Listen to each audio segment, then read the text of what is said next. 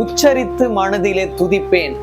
அபிஷேக வல்லமையில் துதிப்பேன். பரலோக பலத்திலே கழிப்பேன். உச்சி முதல் பாதம் கொண்டு ஜெபிப்பேன். துதித்து ஜெயிப்பேன். உற்சாக நதியிலே குளிப்பேன். வெள்ளி பெற்று துள்ளி எழ அள்ளி எடுத்தீர். தள்ளி நின்ற பிள்ளை பெயர் சொல்லி அழைத்தீர்.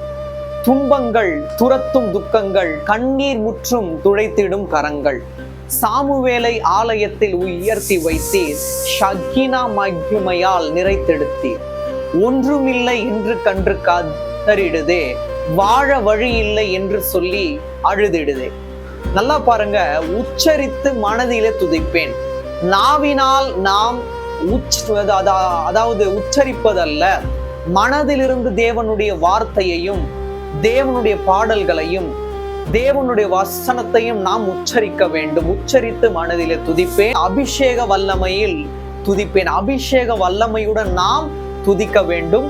பரலோக பலத்தில் நாம் கழிக்க வேண்டும். கழிப்பு என்பது சந்தோஷத்தை குறிக்கிறது. சந்தோஷம் இருந்தாதான் நம்ம கழிப்பா இருப்போம். அப்போ நல்லா பாருங்க, உச்சி முதல் பாதம் வரை நாம் தேவனை நோக்கி ஜெபித்து கொண்டே இருக்க வேண்டும். நாம் ஜெபித்தால்தான் நமக்கு ஜெயத்தை தேவன் தருவார். அது மட்டும் இல்ல, உற்சாக நதியிலே குளிப்பேன்.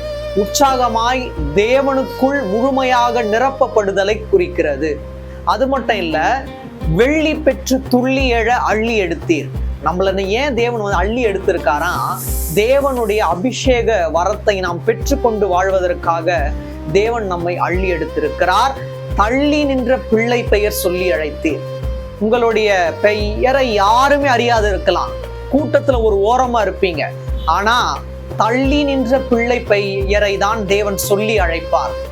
எவ்வாறு தாவீதை அவருடைய தகப்பன் விலக்கி வைத்திருந்தாலும் சாமுவேல் மூலமாய் தேவன் தாவீதை அபிஷேகம் செய்தாரோ, தள்ளப்பட்டிருந்த தாவீதை தேவன் ராஜாவா ஏற்படுத்தினாரோ, அதுபோல தள்ளி நின்ற பிள்ளை பெயர் சொல்லி அழைக்க தேவன் வல்லவராய் இருக்கிறார். அது மட்டும் இல்ல, அதுக்கப்புறம் பாருங்க, துன்பங்கள் துரத்தும் துக்கங்கள். உங்களோட வாழ்க்கையில துன்பங்கள் துரத்தும் துக்கங்களாக இருக்கலாம், ஆனால் கண்ணீர் முற்றும் துடைத்திடும் கரங்களாய் அவருடைய கரங்கள் இருக்கும்.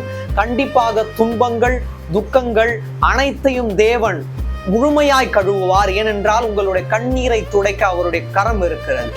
சாமுவேலை ஆலயத்தில் உயர்த்தி வைத்தீர். ஷக்கினா மகிமையால் நிறைத்தெடுத்தீர்.